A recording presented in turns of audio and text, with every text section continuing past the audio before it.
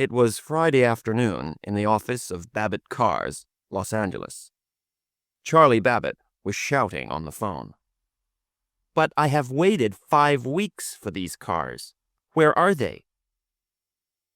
On another phone, Charlie's secretary, Susanna, was talking to a customer.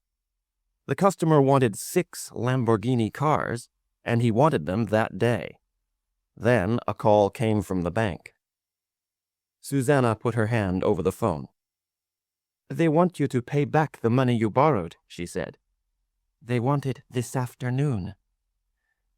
"Tell them I'll pay on Monday," said Charlie. Then he spoke into his own phone. "You can have the cars on Monday, sir." "Yes, I'm sure." "Thank you, sir." Charlie put the phone down and smiled for the first time in a week. Monday. And this was only Friday. He had the weekend to think of something to save his business. He looked over at Susanna, his Italian secretary. She was his girl, and she was so beautiful. Charlie loved every part of her little body, her big black eyes, her long brown hair. "Are you ready for our weekend in Palm Springs?" Susanna looked surprised. "We're still going?" "Of course," said Charlie. "Don't worry about this little problem. I'm going to make $80,000 from those cars."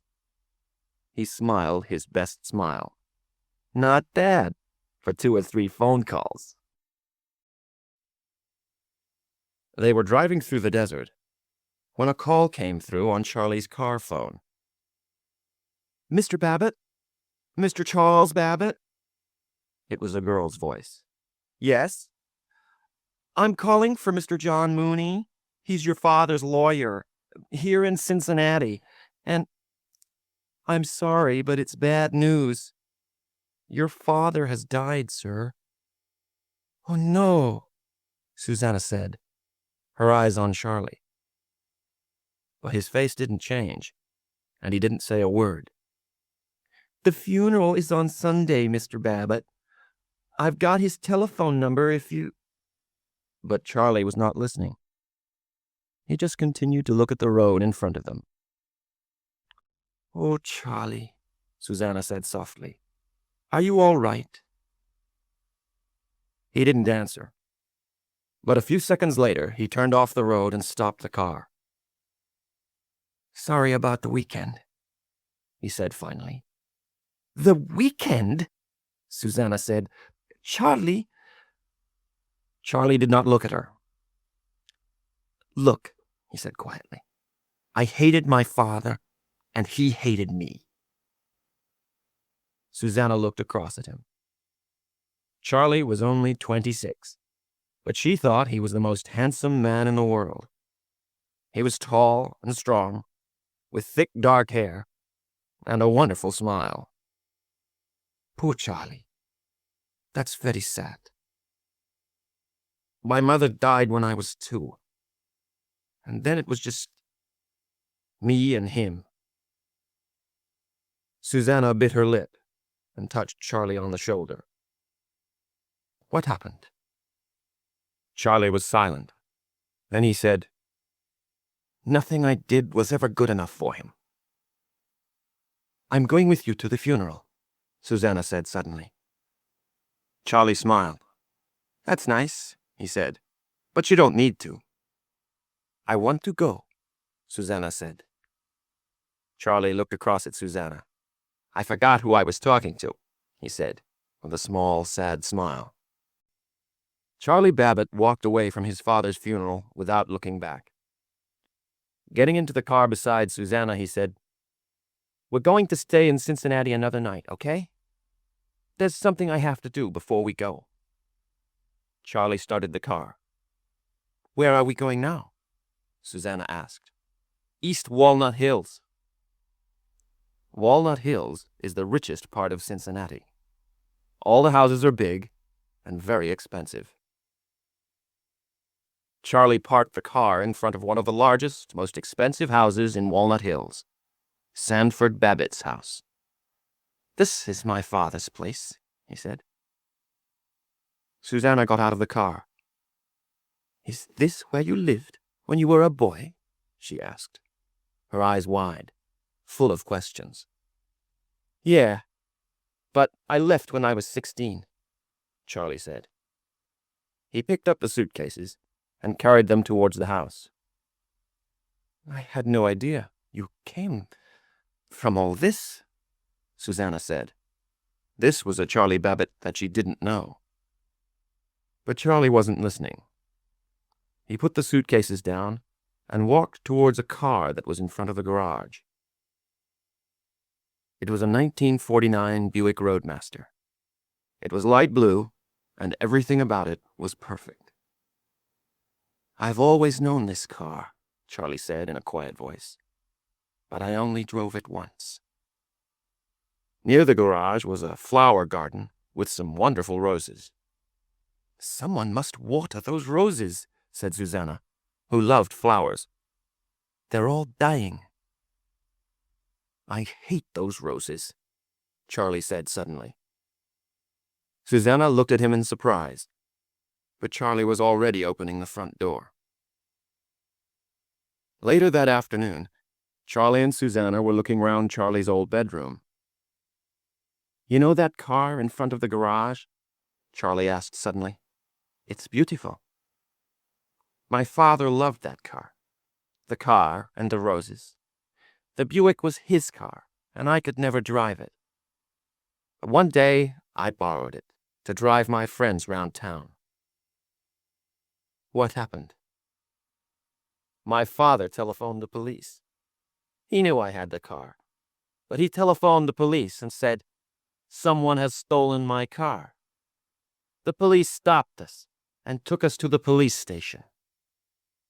Charlie's face was angry now. My friend's parents came for them after an hour. My father left me there for 2 days. 2 days, Susanna said. And you were only 16. Poor Charlie. But now Charlie was picking up an old coat from a box in the corner of the room. Is that yours, Charlie? Susanna asked. Charlie didn't answer. He was looking carefully at the little coat. It's like a map, he said in a strange voice. A map of my past. What are you talking about? What? Charlie looked over at Susanna and then back at the coat. Oh, I was just thinking. Susanna, when you were a child, did you have secret friends? Yes, I think everyone does. What was the name of my secret friend? Charlie asked himself. He tried to remember. Rain Man. That's it.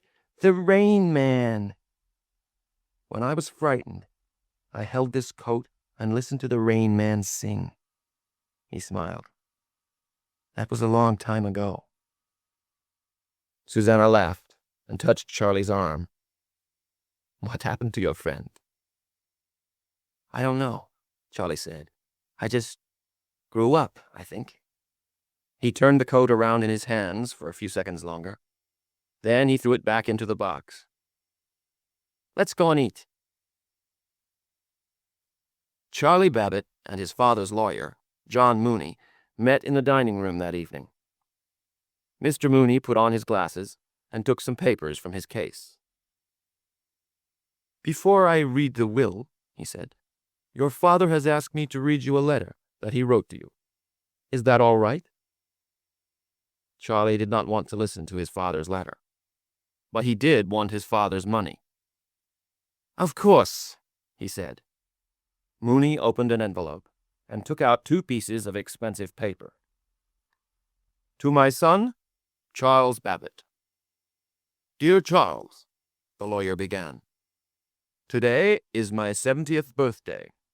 I am an old man, but I well remember the day that we brought you home from the hospital. You were the perfect child. He wrote it, Charlie said, with a very small smile. I hear his voice. And I remember, too, Mooney continued reading, the day you left home. You were so angry and you had all these big ideas."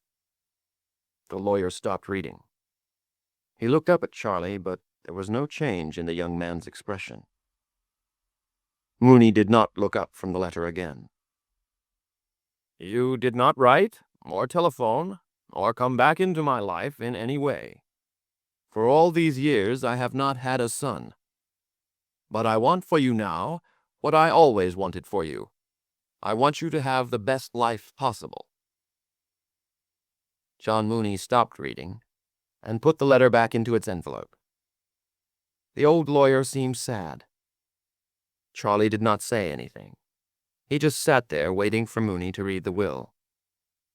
Now Mooney picked up the will. Without looking at Charlie, he began to read. "To Charles Sanford Babbitt, I give my 1949 Buick. I also give him my roses." Charlie moved anxiously in his chair. He did not like what he was hearing. "I am leaving my home and all my money to someone who is very important to me. Because this person cannot use the money, a friend will look after the money for him." Mooney stopped reading and looked up. "I don't understand," Charlie said. "Your father's money, around $3 million, will go to someone who cannot use it," Mooney explained. "Another person will look after the money." So Charlie Babbitt was not getting his father's house or his father's money.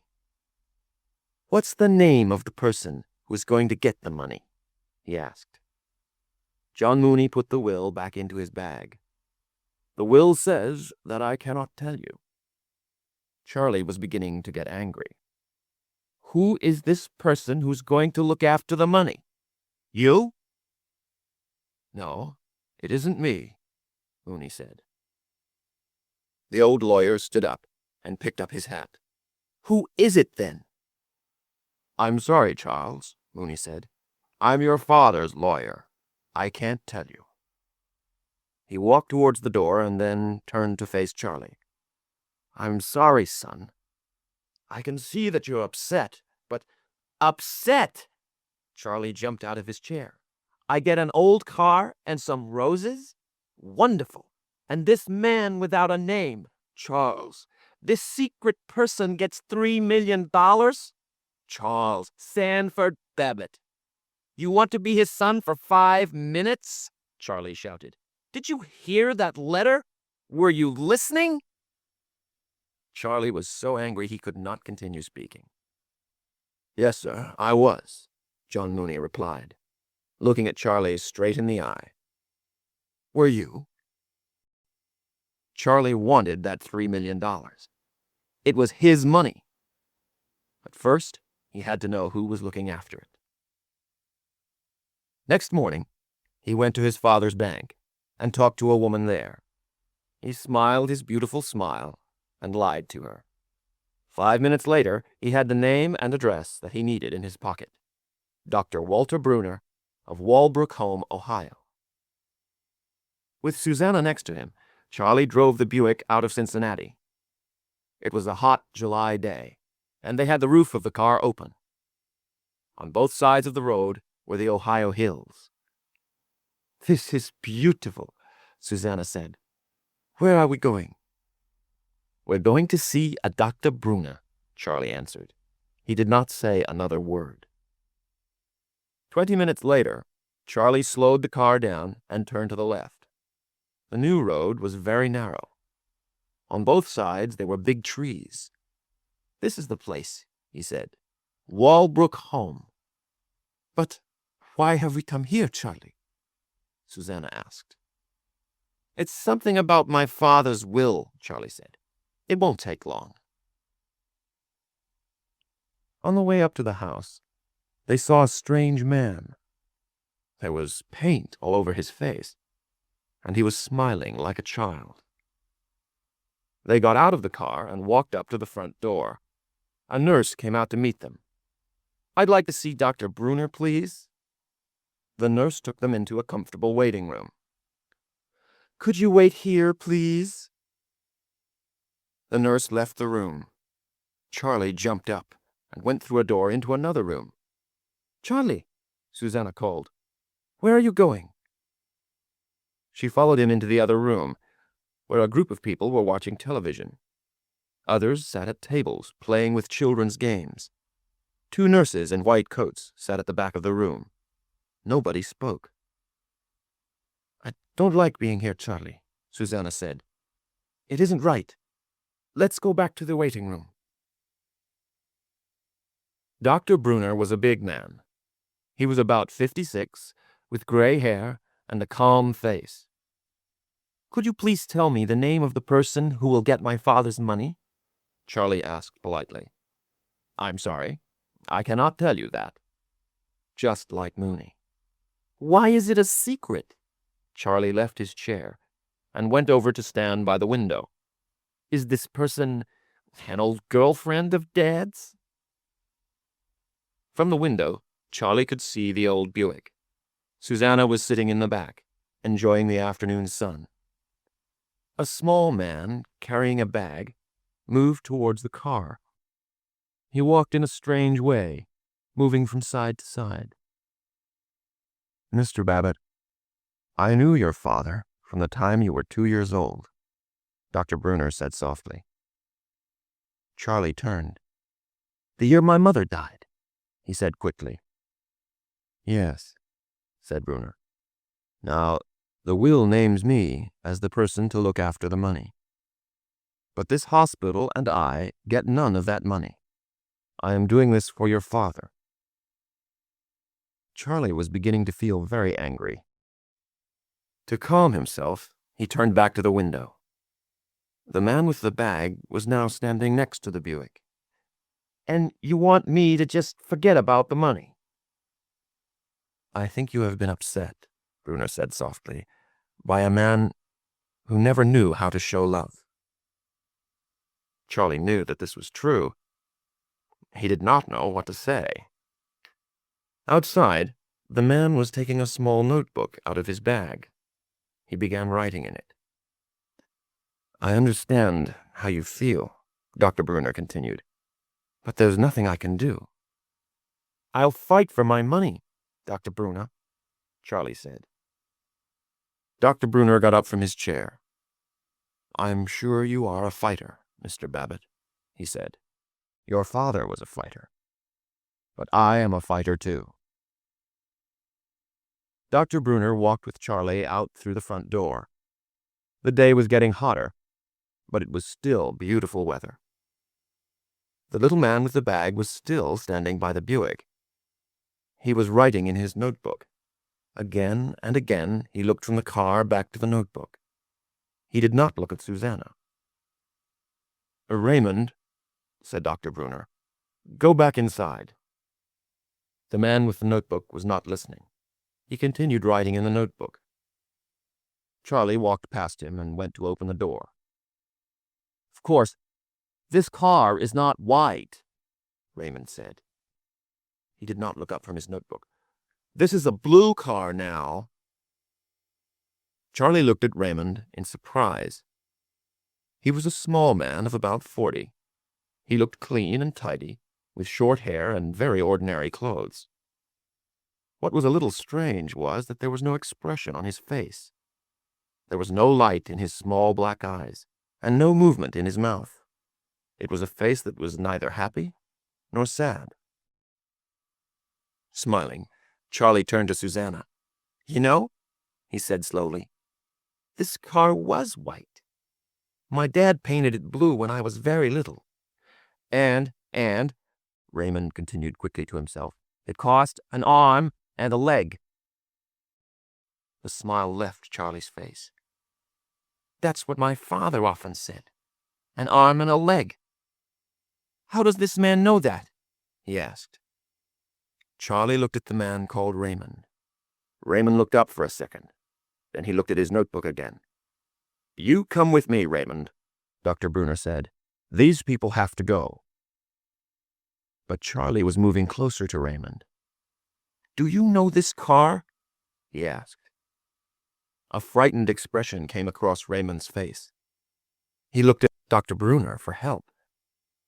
"I don't know," he muttered.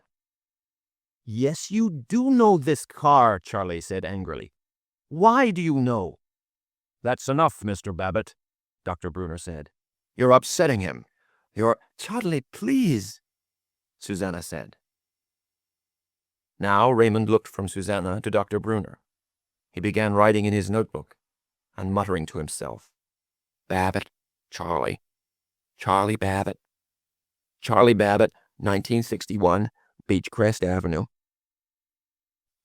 Charlie was astonished. "How do you know that address?" he asked. Dr. Brunner spoke quietly. "Because he's your brother," he said. "But I don't have a brother," the astonished Charlie said. "I never had a brother." Charlie and Dr. Brunner walked through the flower garden and talked together. Susanna sat with Raymond, who was still writing in his notebook. "What can I tell you?" the doctor asked. Where to begin? "What does he write in that notebook?" "He writes down things that he thinks are dangerous. Things like bad weather reports." "Why does he do that?" "I think he writes dangerous things down to try and hide them. Raymond sees danger everywhere. Any change frightens him. That is why he always does things in the same way every day." "What do you mean?" "Raymond always eats the same way, sleeps the same way, talks the same way. Everything. But he's a person, your brother. In some ways, a very intelligent person." Dr. Brunner looked at Charlie for a second or two. Then he continued. "Raymond cannot have relationships with other people, and he cannot see the relationship between things. He talks to you, but he also talks to the car and the television. Everything is the same to him. Doctors call this sort of person autistic." Charlie thought about this. It was difficult to understand. "And the most important thing is that Raymond can't feel. He cannot be happy or sad in the way that we are happy or sad." Dr. Brunner stopped speaking and looked at Charlie. Charlie was biting his lip and looking over at his brother. "What Raymond did with you today, that was very good," Dr. Brunner said softly. "Very good for a stranger." Charlie shook his head and laughed. "The world is strange," he said. $3 million. What's he going to spend it on?" It was late afternoon. Charlie was walking with Raymond. Susanna waited in the car. She thought that Charlie was saying goodbye to his new brother. Charlie walked quickly towards the Buick. Raymond walked next to him. "This is Daddy's car," Raymond said.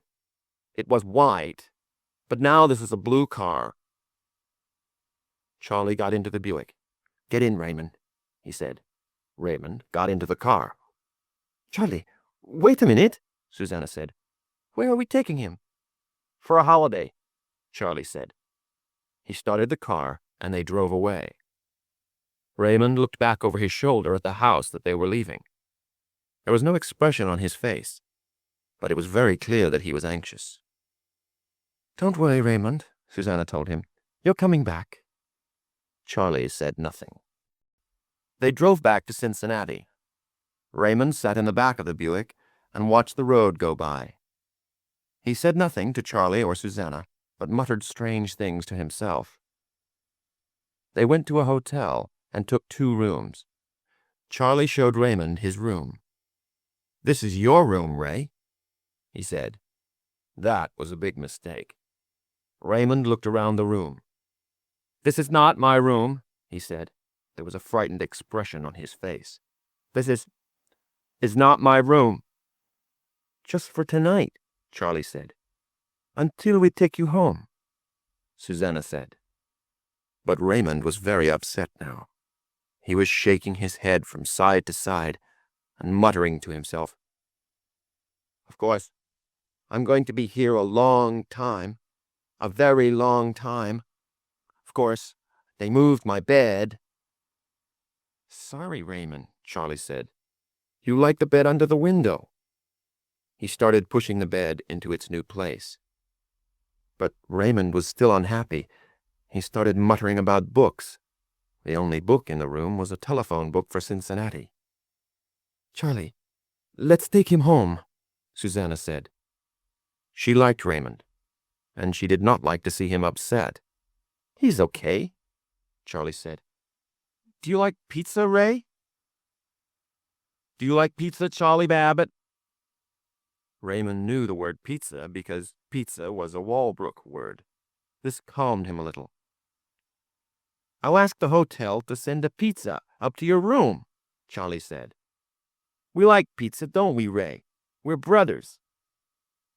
"Charlie, he still doesn't look happy," Susanna said. "I don't understand why you brought him here. I think he wants to go back to Walbrook." "Ray's fine," Charlie said. "All he needs is some TV and some pizza."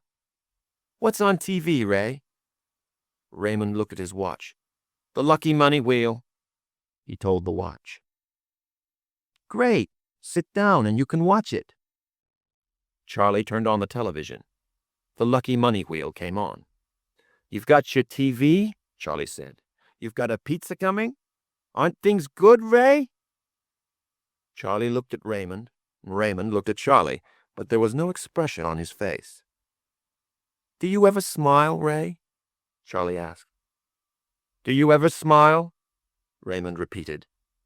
There was still no expression on his face. Raymond sat on his bed and watched television. Charlie came in with a pizza. Ray looked at the pizza and shook his head.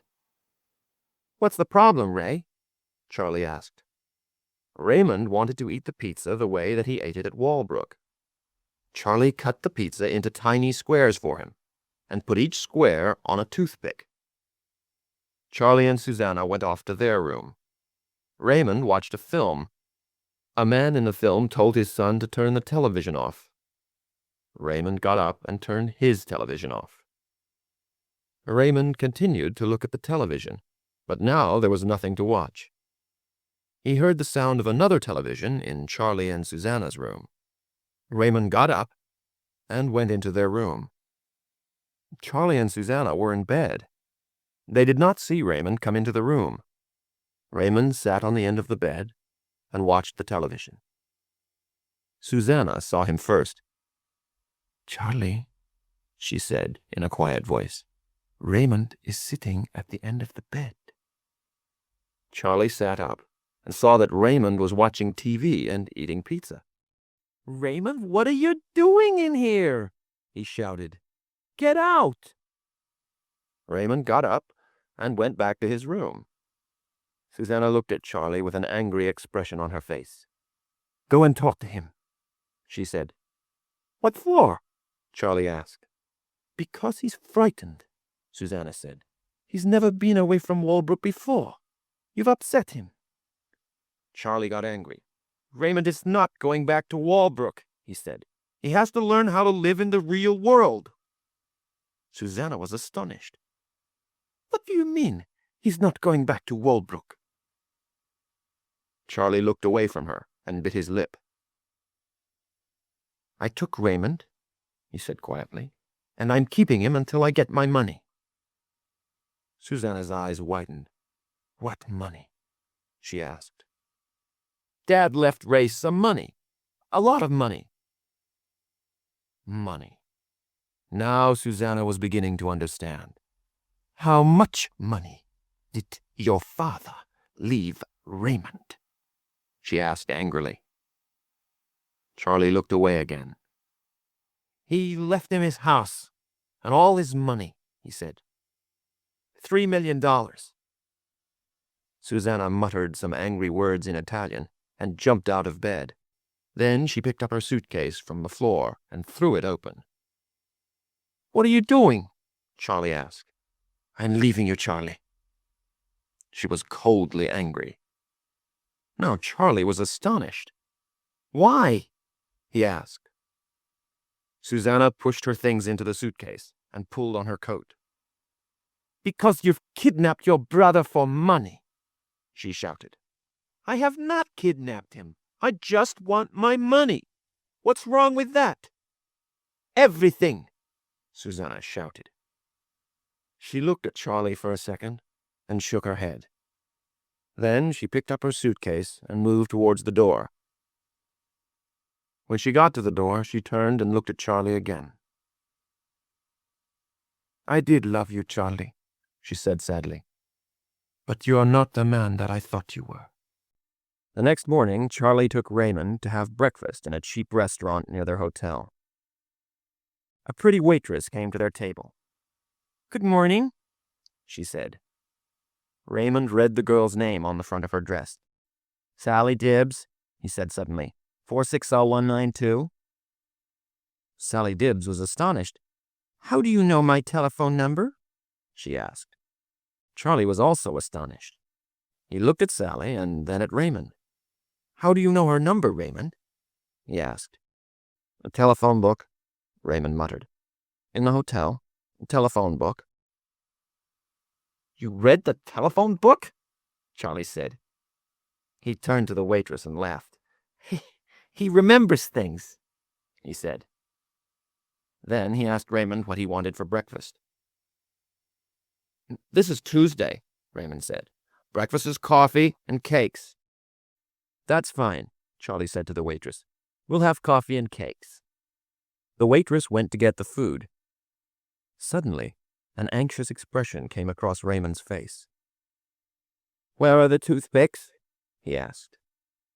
"We don't need toothpicks for cakes," Charlie said. Raymond shook his head from side to side. "Where are the toothpicks?" he repeated. "Where are the toothpicks?" Charlie closed his eyes and counted to 10. "All right, Raymond," he said. "I'll get you some toothpicks. But I'm also going to make a phone call. I want you to wait for me here." Charlie was on the phone. "Dr. Bruner, this is Charlie Babbitt." Dr. Bruner was silent for a second. Then he asked calmly, "Where are you, son?" "That's not important," Charlie said. "What is important is who I'm with." "You have to bring Raymond back, Mr. Babbitt," the doctor said. "Yes, I will," Charlie said. "When I get my $1.5 million, sir.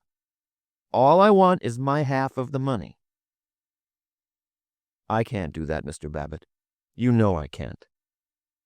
Charlie turned to watch Raymond. He wasn't at their table. Then he saw him.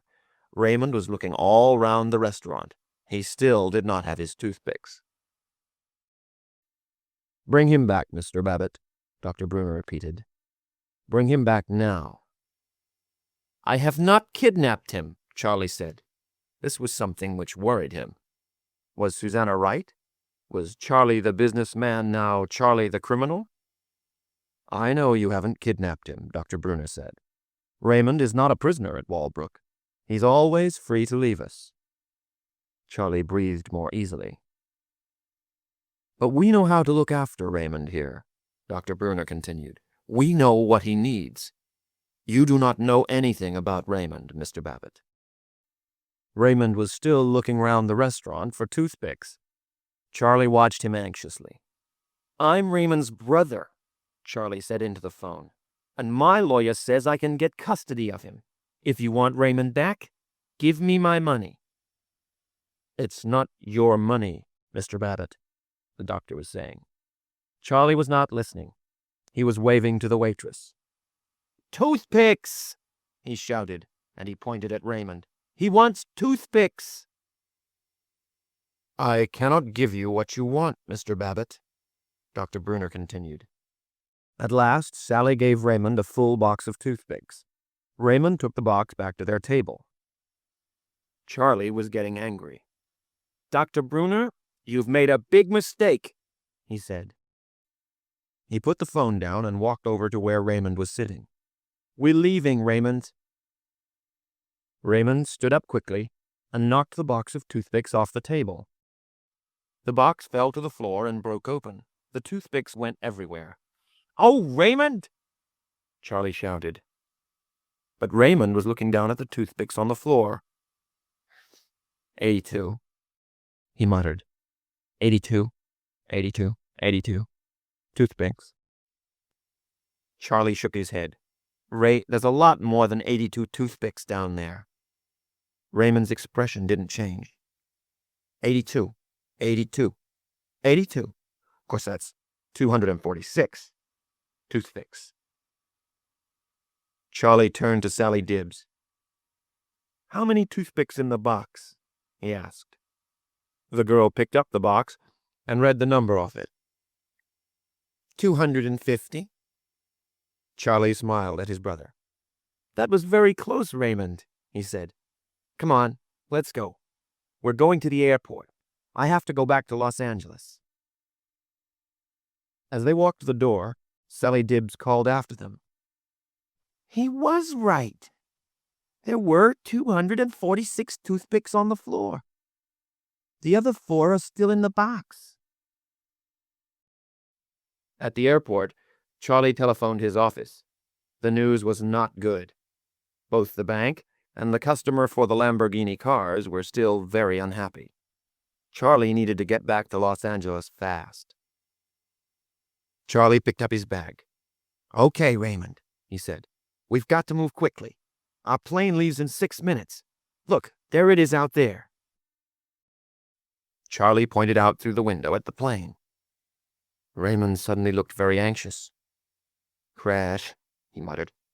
That plane crashed in August 16th, 1987. 156 people were... They were all... That was a different plane, Ray, Charlie said.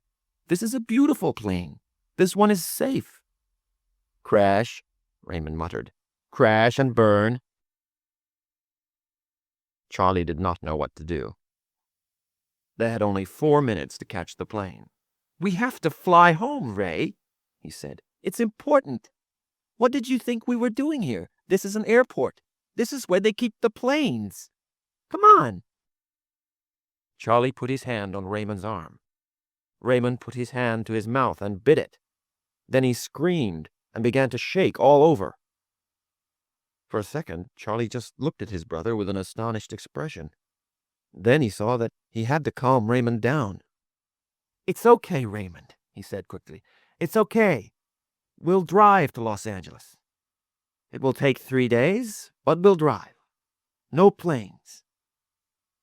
Raymond stopped screaming. His body stopped shaking, and slowly the anxious expression left his face. I'm sorry, Raymond, Charlie said softly. I'm sorry I upset you. Charlie turned and began walking out of the airport. A second later, Raymond followed him. Charlie drove all through the night. He felt tired and anxious. He needed to get back to Los Angeles fast to try and save his business. He was losing time that he did not have. The next evening, they stopped at a hotel. Their room had a small bathroom.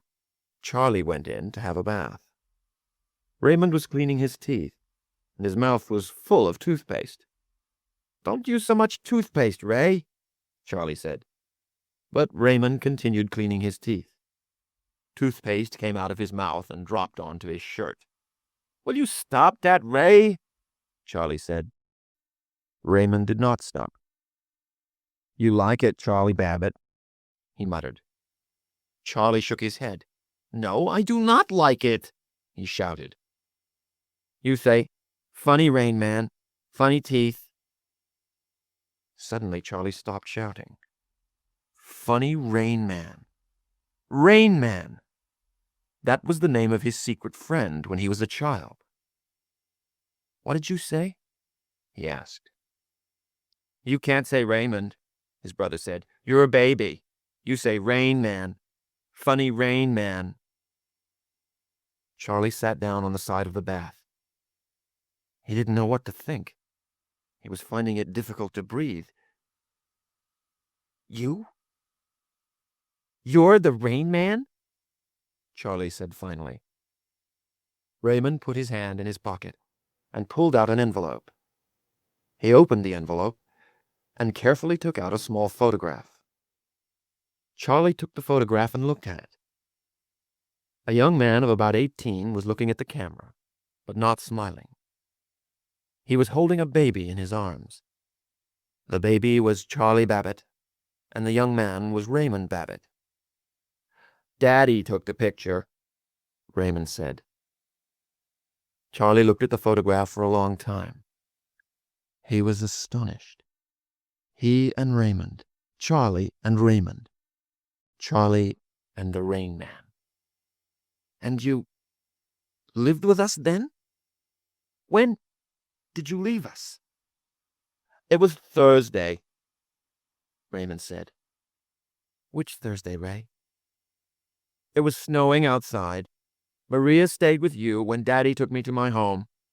January 21st, 1965, on a Thursday." "That's when our mother died," Charlie breathed softly. "Just after New Year." "And you had your coat, and you waved to me from the window. Goodbye, Rain Man. Goodbye, Rain Man. On a Thursday." Suddenly, Charlie remembered deep into his past. He remembered the snow and waving to Rain Man, and later crying for Rain Man. He wanted Rain Man, but Raymond didn't come. He never came again. "I sat with that coat," Charlie said. Now he remembered his brother's 18-year-old face. "And you sang to me."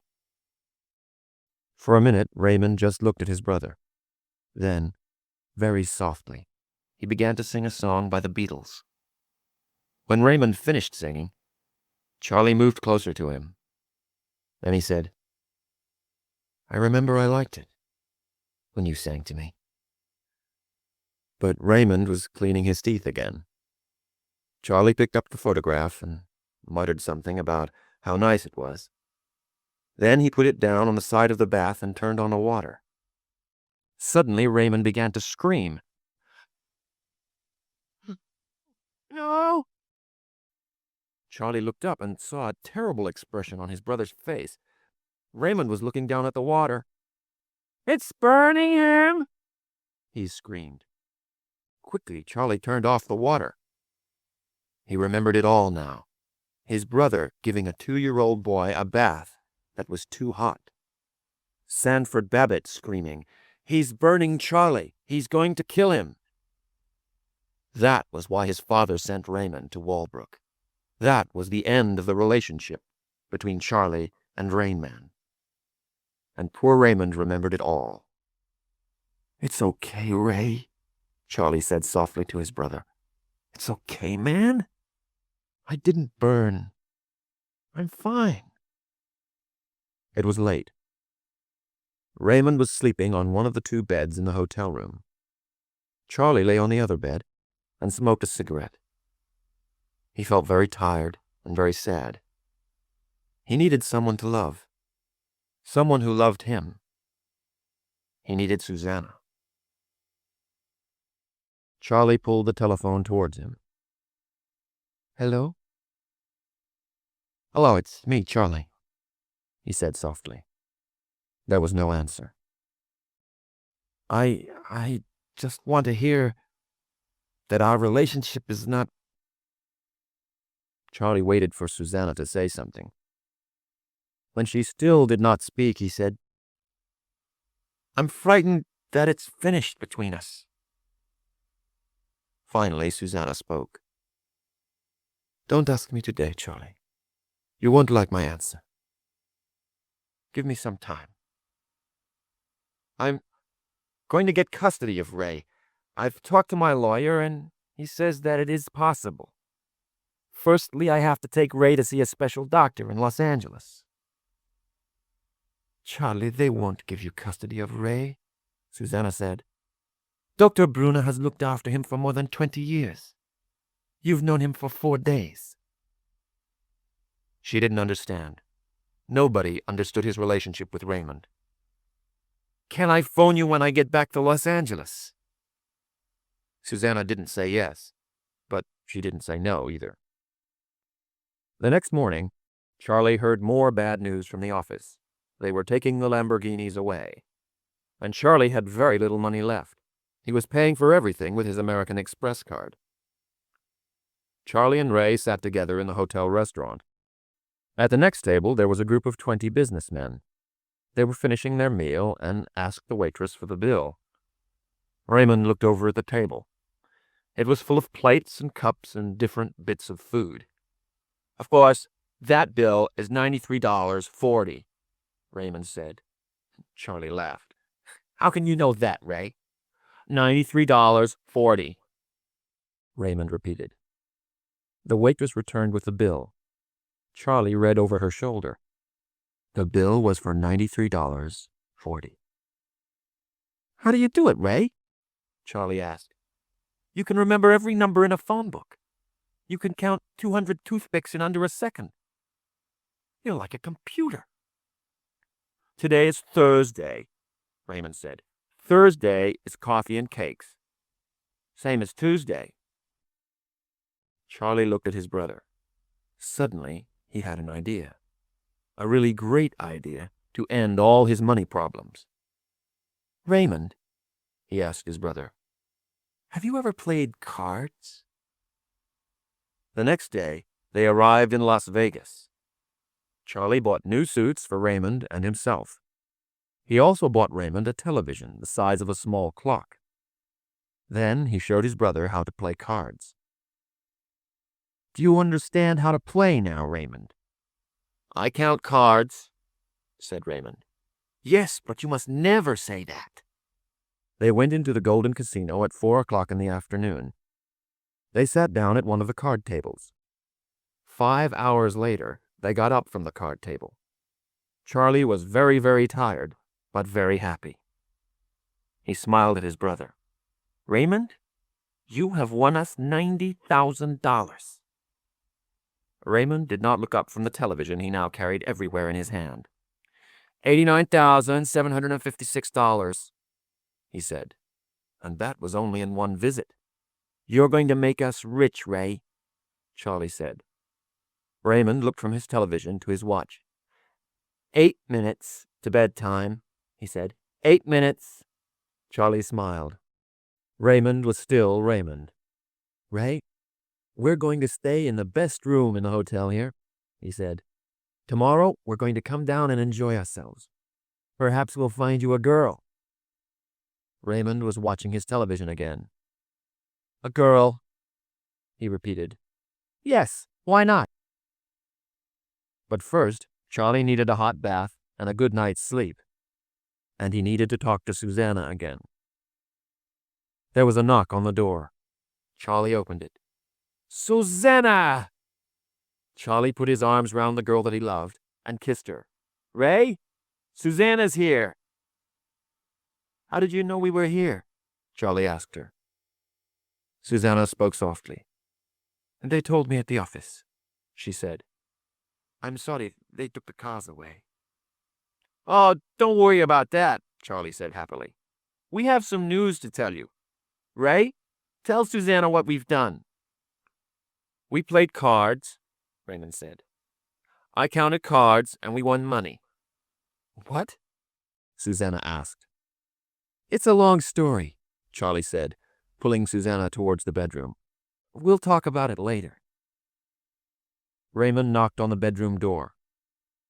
"Come in," Charlie called. Raymond opened the door and stood there with his little television in his hand. 6 minutes until I find a girl to dance with," Raymond said. "You said 10 o'clock. "A girl?" Susanna asked. Charlie was getting out of bed. "I taught him to dance. Now we're going to try to find him a girl to dance with." 5 minutes, Raymond said.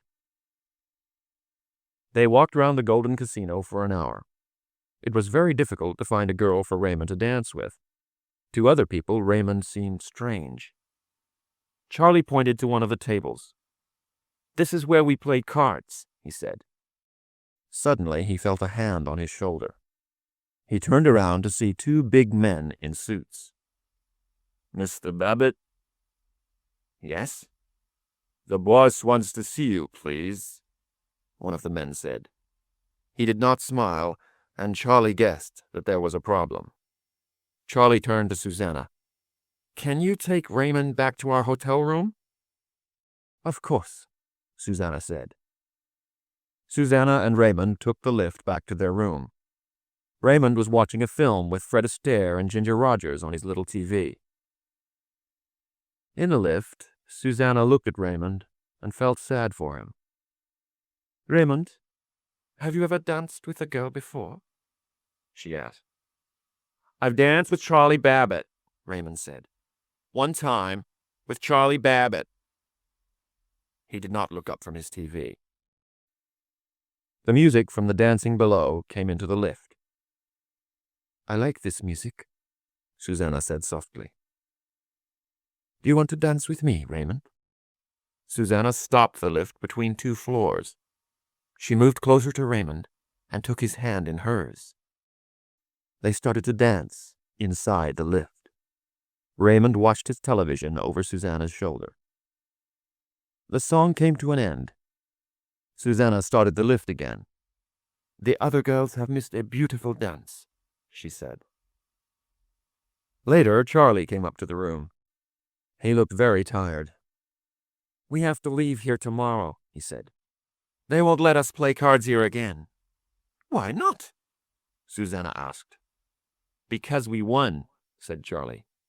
And they don't like people winning. I guess Raymond was too good for them. They left Las Vegas the next morning and drove back to Los Angeles. Susanna sat next to Charlie in the front of the Buick. Raymond sat in the back of the car and watched another film on his TV. Sometimes he looked out at the desert they were driving through. Once, Raymond drove the car for a few minutes. The road was empty, so there was no danger. I'm a very good driver, Raymond said. Susanna got out at her flat in Santa Monica. Charlie and Raymond drove on to Charlie's house in Los Angeles. There was a letter waiting for Charlie. It was from Dr. Bruner. I'm staying here in Los Angeles, at the Hotel California, the letter said. Please, come and see me. I think we need to talk. That night, Charlie went to see Dr. Bruner at his hotel. Mr. Babbitt, I want to stop playing games, Dr. Bruner said. My lawyer is talking to your lawyer. He is explaining to him the facts. Raymond will see a special doctor on Friday. This doctor will decide who gets custody of Raymond, and you are going to lose. I think that is for the doctor to decide, Charlie said. But I have helped Raymond more in 1 week than you have in 20 years. You think you have helped Raymond, Dr. Bruner said. But Raymond is still autistic. He will always be autistic. Neither you nor I can change that fact. Charlie turned to go. I'll see you on Friday, Dr. Bruner. Don't you understand, Charlie? Dr. Bruner called. Even if they give you custody of Raymond, you will not get your father's money. I don't have to pay you anything. Goodbye, Dr. Bruner, Charlie said, walking away. Dr. Bruner called after him. I'll give you $250,000 to have Raymond back now. Charlie stopped walking and turned round to face the doctor. He shook his head. I don't want your money, Dr. Bruner, he said. I want my brother. Friday came. Dr. Marston sat at his desk. Next to him was Dr. Bruner. In front of him were Charlie and Raymond. The two brothers were both wearing suits. There's no easy way to say this, Mr. Babbitt, Dr. Marston began. He did not need to continue. Charlie understood. You're sending Raymond back to Walbrook, he said. They can look after him there, Dr. Marston said. They understand Raymond's problems. But Raymond has changed, Charlie said angrily. He has only been 7 days with me, and already he is getting better. and you don't like that." Dr. Marston and Dr. Brunner sat silently for a minute. Then Dr. Brunner turned to Raymond. "How was your holiday, Raymond? Tell me what you did." Raymond held his little TV to his heart. "I played cards," he said, "with Charlie Babbitt, and I drove Daddy's car." Dr. Brunner laughed. "You drove a car, Raymond?" "It was on a quiet road," Charlie said. "And I danced with Susanna," Raymond said.